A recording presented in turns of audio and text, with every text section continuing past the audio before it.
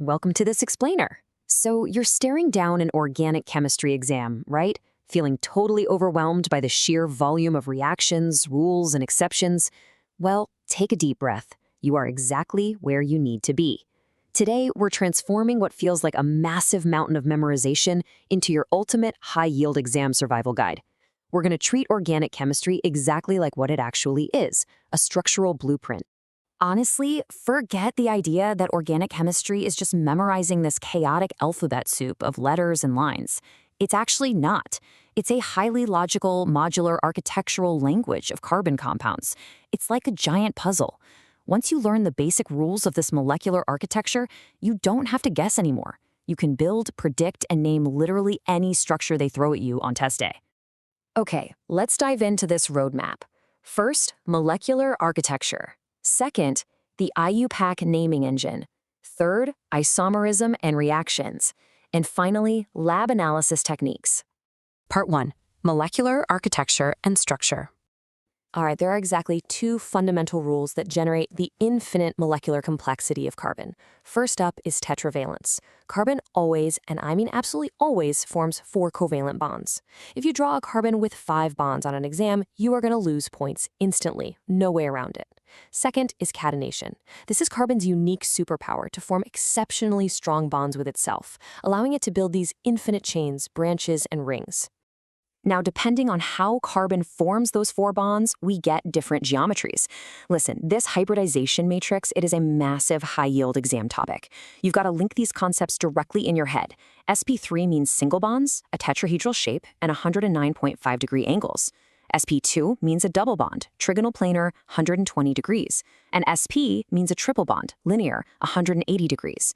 Notice how as the S character increases from 25% to 50%, the bond gets shorter and stronger. Definitely keep that in your back pocket for test day. Look at the visual evolution of efficiency here. We start with the complete structural formula, which, let's be real, is precise but painfully slow to draw. Then we kind of condense it, but for exams, you absolutely must master the bond line formula down at the bottom. It provides maximum efficiency, every single vertex is a carbon, and we just assume the hydrogens are there, filling up carbon's tetravalence. It saves so much critical time.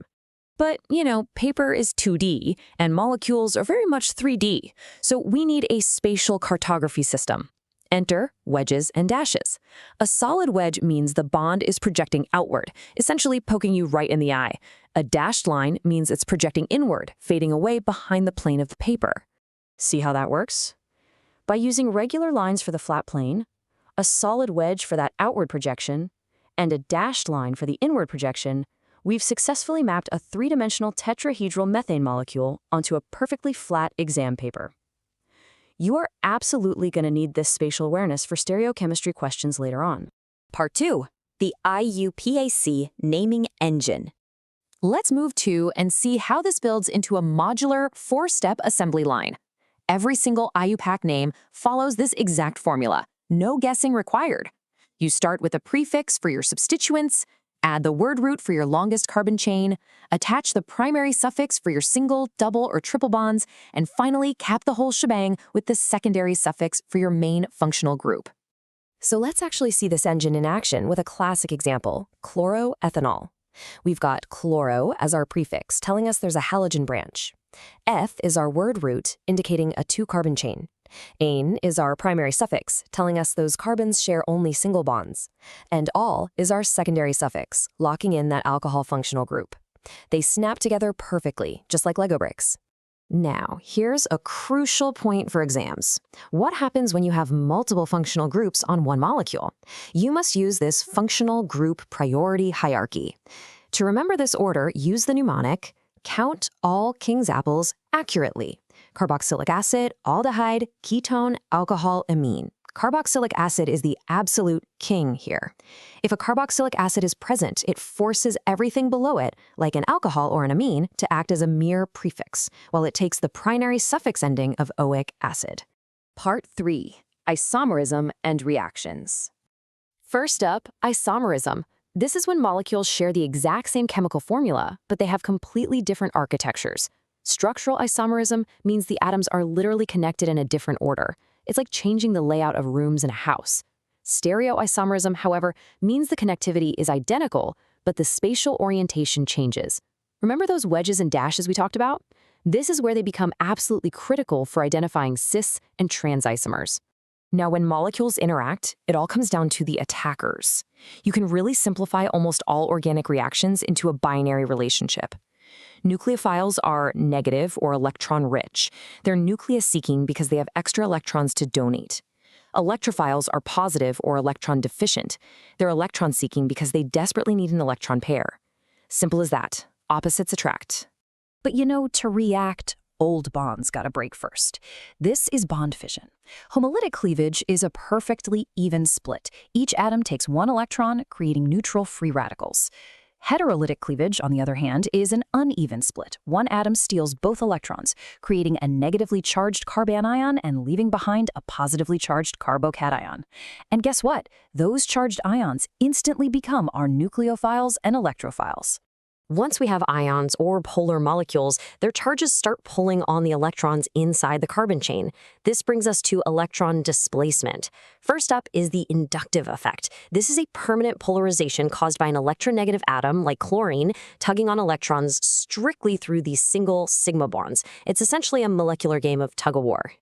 Alongside that inductive effect, we've got resonance and hyperconjugation, which are both permanent stabilizing effects. Resonance moves electrons through pi bonds and lone pairs, creating this delocalized cloud of stability. Contrast that with the electromeric effect on the left, which is strictly temporary. The pi electrons only shift in the exact millisecond a reagent attacks.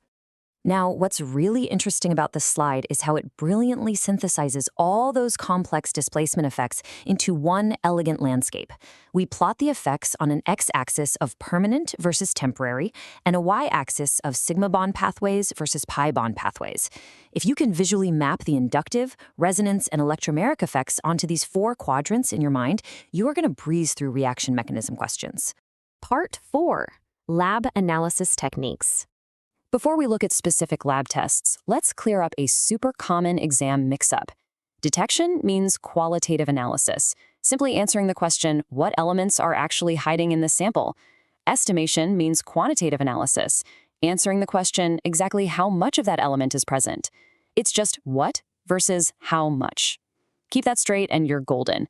For qualitative detection, your absolute go-to on exams will be Lysagna's extract. This uses sodium metal to convert tricky covalent organic elements into easily detectable ionic salts, proving the presence of nitrogen or halogens. For quantitative estimation, you look for precision mass methods. The Dumas or Kjeldahl methods are strictly for estimating the exact amount of nitrogen, while the Carius method is your heavy hitter for measuring halogens and sulfur. And there you have it, your high-yield blueprint. You now understand that organic chemistry isn't just about surviving a brutal exam. It's a beautifully systematic language. So, I'll leave you with this final thought. If you can map a molecule's invisible architecture and flawlessly predict its dynamic attacks using these rules, what real-world problems, from life-saving drugs to sustainable materials, can you synthesize a solution for? Keep learning, keep building, and go crush that exam.